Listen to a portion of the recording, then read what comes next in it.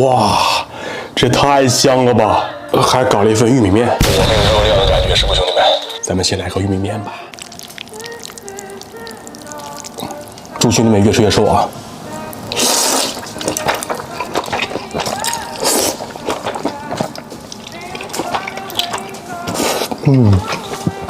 如果你出来减脂期，这个千万不要吃这个酱料。自己看着吃就行了。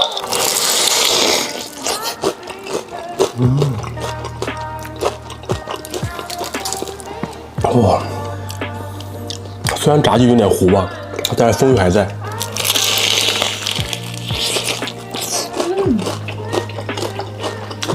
这鸡肉真不错。但是有点糊怎么办？那糊点酱压压，好不好？把它原有的色盖住，就看不出来糊了。它里面居然吃出黑蒜的感觉。